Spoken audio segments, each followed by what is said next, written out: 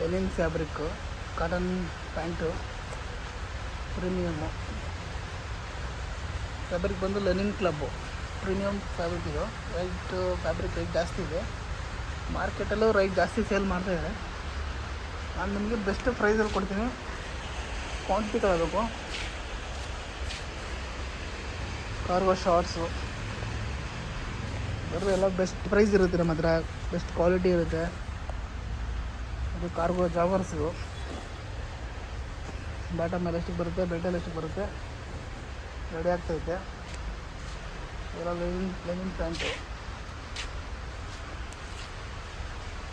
ಎಲ್ಲ shorts, ಇದಷ್ಟೇ joggers ಇವೆಲ್ಲ.